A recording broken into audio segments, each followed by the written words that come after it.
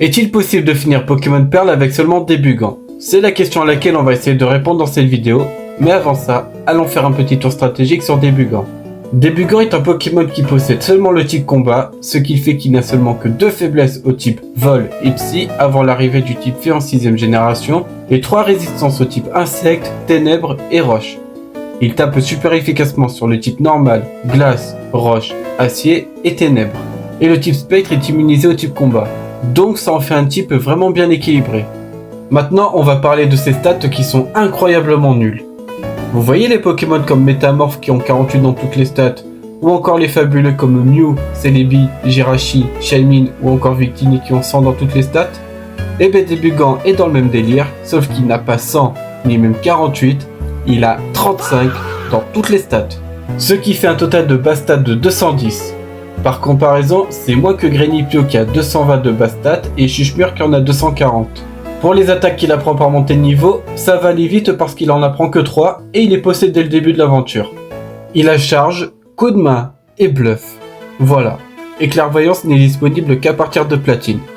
Et pour les attaques via CT, il en apprend pas beaucoup, mais elles vont nous être utiles. Il peut apprendre casse-brique, séisme, retour, éboulement, larcin, reflet et façade. Gonflette n'est malheureusement disponible qu'après avoir battu la ligue. On va rapidement passer aux règles, même si c'est les mêmes que d'habitude. Seul Débugant est autorisé à combattre, pas de soins pendant les combats, les objets à tenir sont autorisés et les esclavassés sont autorisés. Bien, maintenant on va passer au challenge. Notre périple commence à bon augure et on part faire un coucou à mon cul qu'on n'a pas vu depuis un an. Ah non, par contre, si tu t'amuses à nous foncer dessus comme la dernière fois, je te promets que je vais te faire avaler ton caquet. On part avec lui au lac Vérité où on tombe sur Aurore et le professeur Sorbier qui sont partis en laissant leur mallette et on se fait attaquer par des étourmis. J'en profite pour prendre Débugant que j'ai remplacé par Tiplouf et je dégage ce sale piaf de là à coup de bluff et de charge dans la gueule. On part avec Aurore au laboratoire du professeur Sorbier. Putain, je t'ai dit quoi? Là, ça fait 2 fois. La prochaine fois que tu me fonces dessus, tu vas le regretter.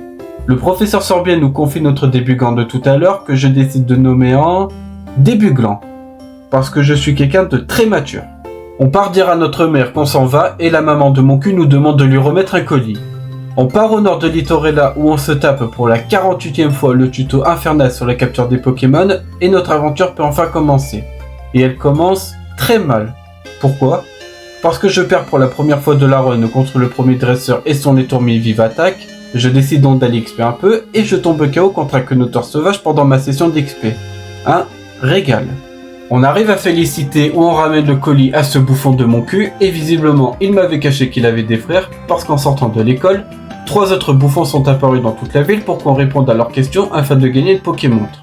Comme je sais que mon cul nous attend à l'est de Félicité pour un combat, je pars me faire les dresseurs au nord afin de prendre quelques niveaux. Je me fais ouvrir en deux par son étourmi qui a rugissement, ce qui baisse mon attaque, et derrière il a son tortipousse qui a repli et augmente sa défense. Donc autant vous dire que je tape aussi fort qu'un bébé qui vient de naître. Je retourne XP jusqu'au level 14 afin de pouvoir taper fort et éviter de me prendre des rugissements dans la gueule, et j'ai réussi à le passer du premier coup cette fois.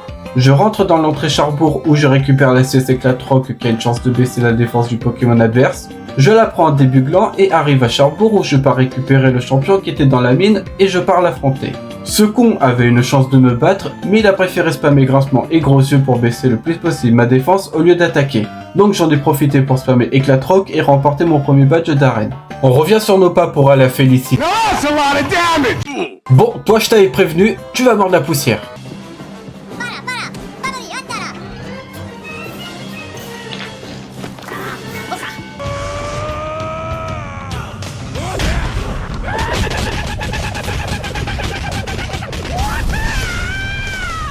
Bref. Donc après avoir pété la gueule de mon cul, on retourne à Félicité où le professeur Sorbier et Aurore se font merder par des membres de la Team Galaxy. On les dégage vite fait bien fait avec Aurore, j'en profite pour récupérer la vive griffe qui va nous carry tout le long de la game, et j'arrive à Floraville où une petite fille nous demande de sauver son père qui est obligé de travailler pour la Team Galaxy. Je pars leur remonter les bretelles une nouvelle fois et me retrouve devant l'une des commandants, Mars. Je me fais poutrer sans sommation par son chaffreux, mais grâce à la vive griffe et Éclatroc, j'arrive à l'abattre au bout de la 6ème tentative. Après les avoir dégagés, on part au nord pour rentrer dans la forêt Vestigion où on fait la rencontre de Sarah qui nous demande de l'aider à traverser la forêt parce qu'elle a peur. Je me fais stopper net par les deux premiers dresseurs car l'un d'eux a un Charmillon qui est de type vol et qui a Tornade qui est aussi de type vol. Et il y a un problème. Même si le Pokémon de Sarah n'est pas KO, si Débuglant tombe KO, le jeu considère qu'on a perdu. Et le truc, c'est que Charmillon n'arrêtait pas de s'acharner sur moi et que le Levénard ratait tout le temps ses bons buffs, ou alors il focusait l'autre Pokémon au lieu d'attaquer le Charmillon. Donc je pars XP jusqu'au level 23, j'ai réussi à les battre au bout de la 5ème tentative seulement, et je perds une nouvelle fois contre un autre duo qui avait un Psycho-Quack choc mental. Mais la deuxième fois on arrive à les battre et à sortir de la forêt. Je pars me faire l'arène qui est de type plante et affronte Flo, la championne d'arène. Bon, je sais déjà d'avance qu'elle va m'ouvrir en deux, mais je tente quand même.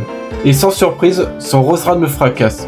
Donc je décide d'aller XP jusqu'au level 30. Second Roserade a préféré utiliser Darvenant en boucle et je lui ai calé un coup critique sur charge, ce qui m'a permis de remporter mon deuxième badge d'arène. On fait la connaissance de Cynthia qui m'offre la CS Coupe, ce qui va me permettre de récupérer la CT Larcin et de rentrer dans le QG de la Team Galaxy où cette fois on tombe sur Jupiter. Je perds une fois contre elle à pas grand chose de la victoire car son moufleur m'a envoyé du brouillard dans la gueule, ce qui a baissé ma précision. Mais la deuxième fois je lui cale un coup critique sur Eclatroc et remporte le combat. Je traverse la piste cyclable, le mont couronné où je fais la rencontre d'un type aux cheveux bleus qui m'a l'air tout à fait sympathique et amical. On arrive à Union Police où on tombe sur la championne qui nous dit qu'elle n'est pas disponible pour le moment et on tombe sur mon cul qui veut nous affronter encore une fois. Et ce mec est le pire dresseur du monde. Il a son étourmier qui est level 19 alors qu'il évolue en étourvol au level 14, mais ça l'empêche pas de me botter le cul la première fois et de perdre à la deuxième tentative. Je passe à la tour qui est avant Bonville où je récupère la CT retour qui tape beaucoup plus fort que charge et qui a une meilleure précision. Je pars au nord-est de Bonville afin d'arriver à Voilaroc, mais je perds une première fois contre un dresseur et son crado pouvoir d'état et j'arrive devant un obstacle. Un duo de dresseuses que je peux affronter individuellement, mais l'une d'elles a un Kadabra qui me dépasse et qui me one-shot la plupart du temps, et l'autre a un Léviator qui a le talent Intimidation et Mania pour me finir rapidement. Donc je pars XP jusqu'au level 40 et cette fois j'arrive à passer ce duo horrible et j'arrive à Voilaroc où je pars me faire l'arène qui est de type combat. Je me fais stopper net par le dernier Karateka parce qu'il a 3 match hopper et l'un d'eux a l'attaque Vendetta qui tape 2 fois plus fort si le Pokémon a pris une attaque avant. Je galère un bon moment mais au final j'arrive à le passer et à arriver devant Melina, la championne d'arène. Son Meditica n'est pas un problème, par contre son match hopper il tank comme un chef. Il me baisse ma vitesse avec Tombe Roche, il baisse ma défense avec Gros Yeux et derrière son Lucario me finit en une attaque. A force d'acharnement avec la Vive Griffe et Eclatroc, je parviens enfin à mettre KO son Lucario qui a préféré utiliser Chargeuse plutôt que Forte Pomme et à remporter mon 3ème badge d'arène. Je pars au sud où je perds une fois contre le premier dresseur car il a des Pokémon de type Spectre et que j'avais pas appris Larcin à Débuglant, mais la deuxième fois je le bats et j'arrive à Verchamp afin d'affronter Clovis, le champion de type eau. Il commence le combat avec son Léviator Intimidation qui a Dracorage et se mure si mes PV sont en dessous de 50%. Et même avec le retour, je ne tape pas assez fort et j'arrive pas à le battre et à voir le reste de sa team. Donc, je pars XP jusqu'au level 50 et croyez-le ou non, mais au bout de la 3ème tentative seulement, son Mistfloat a préféré faire Météore et derrière je lui ai calé un coup critique qui l'a mis KO et qui m'a permis de remporter mon 4ème badge d'arène. Je tombe sur un mec de la Team Galaxy qui a pour projet de faire péter une bombe, sauf que je le crame et il prend la fuite. Au même moment, mon cul arrive et veut nous affronter une nouvelle fois en combat. Et putain, tu comptes le faire évoluer quand ton étourmi? Je le bats sans difficulté et pars à la poursuite du sbire qui a pris la fuite. Je le rétame et il s'en va. Cynthia arrive et nous demande d'apporter un objet à sa grand-mère à Célestia. Je fais dégager les Psycho-Quack du passage et arrive à Célestia où je tombe encore une fois sur un sbire de la Team Galaxy. Je le dégage vite fait bien fait et on tombe de nouveau sur le type aux cheveux bleus de tout à l'heure qui nous révèle qu'il s'appelle Ilio et qui a pour projet de créer un nouveau monde. Vraiment, ce mec a l'air gentil de fou. On retourne à Union Police pour affronter Chimera, championne de T-Spectre, et je vous spoil, ça a été la championne la plus casse-couille à affronter. C'est simple, elle commence le combat avec son gros drive qui est plus rapide, qui me two-shot avec Tornade, et si j'arrive à le mettre KO, il a le talent Boom Final qui m'enlève une partie de mes PV si je le mets KO avec une attaque de contact. Et derrière, elle envoie son Magiref qui me finit avec n'importe quelle attaque. J'ai beau m'acharner à essayer de faire le plus de dégâts possible avec la Vive Griffe, je n'y arrive pas. Donc je retourne XP et retente ma chance au niveau 56 et ça ne passe toujours pas. Je n'arrive pas à battre en 2 coups son gros drive et son Magiref me finit encore derrière. Comme ça commence à me les briser, je retourne XP et reviens au niveau 60. Après seulement une quinzaine d'essais, J'arrive enfin à battre en 2 coups son gros drive, je fais un coup critique sur son Magirev, et j'ai réussi à mettre KO son Ectoplasma en 2 larcins, ce qui m'a permis de remporter mon 2nd badge d'arène. Je pars à l'ouest de Félicité pour arriver à Joliberge où mon cul nous attend pour un 9ème combat, et oh putain, il a enfin fait évoluer son étourmi. C'est bien, Jonathan. Allez, on applaudit tous Jonathan. T'as gagné un sourire, bravo. Bon, il ne m'aura fallu que 3 tentatives pour réussir à le passer et arriver devant Charles, le champion de type acier. Je ne vous fais pas l'affront d'expliquer à quel point le combat a été facile, vu que le type acier est faible au type combat, et je remporte mon 6ème badge avec facilité. On part à la bibliothèque, et pendant qu'on discute avec Aurore et le professeur Sorbier, une explosion a eu lieu au lac Courage. Donc je me rends au lac, tombe sur la Team Galaxy et je combats Saturne. Je perds une première fois contre lui et la deuxième fois j'arrive à le battre. Je pars au lac Vérité et tombe cette fois sur Mars et là-bas du premier coup. Le professeur Sorbier nous suggère de nous rendre tout au nord de Sinnoh au lac Savoie. Donc je traverse le mont Couronné, les routes 216 et 217 et j'arrive à Frimapic où je pars me faire l'arène qui est spécialisée dans le type glace, même si bon les 3/4 des dresseurs m'ont sorti des Pokémon de type eau et sol. Et j'arrive devant Gladys. Malgré mon avantage de type parce qu'elle utilise des Pokémon de type glace, je me fais éteindre par son Blizzard Roi qui est plus rapide et qui ne se fait pas one-shot par casse-brique malgré l'écart de niveau. Et si derrière je le mets KO, elle m'envoie son fameux Charmina qui est de type glace et qui me finit avec forte pomme. Voyant que ça ne passe pas, je pars XP jusqu'au niveau 69 parce que c'est rigolo et j'ai découvert un truc de fou. Son Charmina est plus rapide que son Farfuré. Je sais pas comment c'est possible alors que Charmina a 80 en vitesse et Farfuré a 115. Et j'ai vérifié la vive griffe ne s'est pas activée contre son Farfuré. Donc ça veut dire que Farfuré devait avoir des IV et des EV éclatés au sol. Mais bref, j'ai réussi à la battre au bout de la 4ème tentative seulement et à récupérer mon 7ème badge.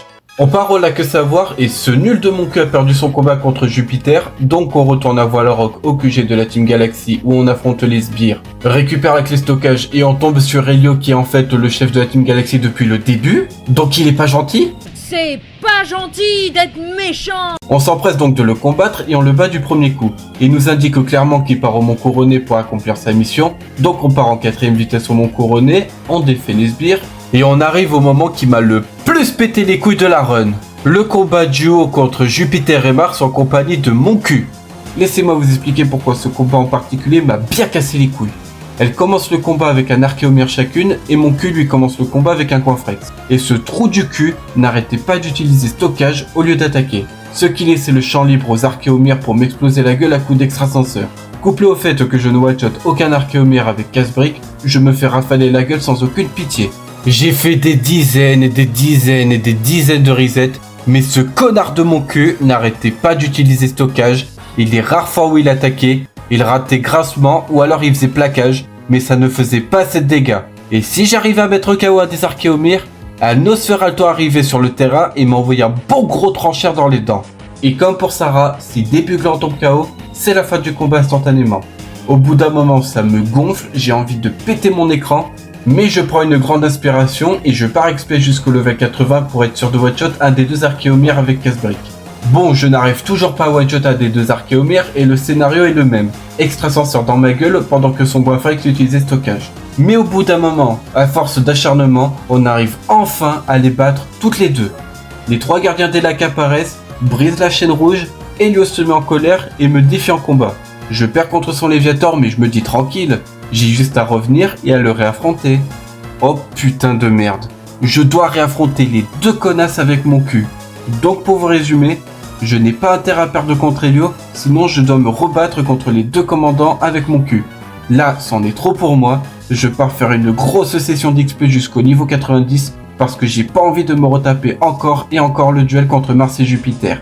J'en ai profité pour acheter l'objet métronome qui augmente de 10% à chaque tour la même attaque que celle utilisée successivement, et je retourne affronter Mars et Jupiter. Et cette fois, grâce à Retour et à l'objet métronome, je parviens enfin à battre Helio. Et c'en est fini de la Team Galaxy.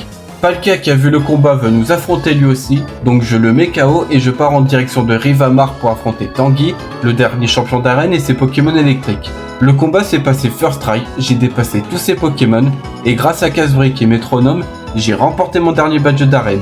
Maintenant, direction la Ligue.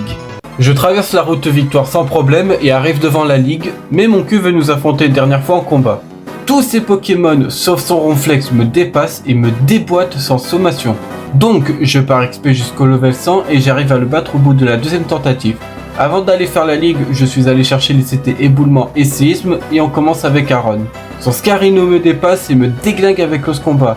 Mais il ne m'aura fallu que 5 tentatives pour réussir à le battre et arriver devant Terry. Elle, j'ai réussi à la passer du premier coup à coup de casse-brique et l'objet métronome.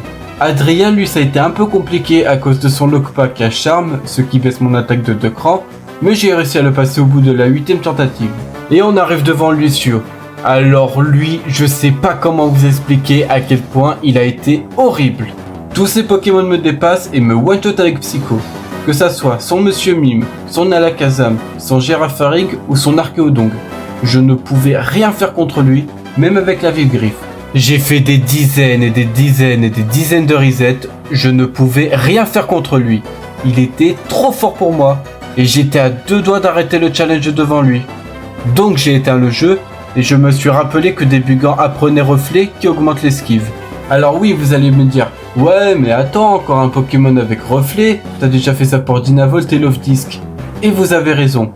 Donc ce que je vais faire pour les prochains challenges, c'est que je vais arrêter d'utiliser Reflet, mais pour ce challenge là, j'en ai vraiment besoin. Donc je pars au casino de Voilà-Rock, j'achète Reflet et je retourne faire la ligue. Je suis mort plusieurs fois avant d'arriver devant Lucio et je le redéfie en combat. Et cette fois, en à peine 22 essais, j'ai réussi à placer tous mes reflets et à sweep toute sa team à coups de retour et casse-brique pour le Archéodongue. Et on arrive devant Cynthia. Grâce à Reflet, j'ai réussi à la battre en seulement 6 essais et à devenir le nouveau maître de Sinnoh. Mais comme pour la run avec Loftisc, le challenge ne s'arrête pas là et il me reste 2-3 trucs à faire. Je pars affronter Créelf au lac Savoir, Créfadé au lac Courage, Créfollet dans la nature, et pour finir, je pars remettre une fessée à Palkia au Mont Couronné. J'ai fini ce que j'avais à faire, et on peut passer à la outro.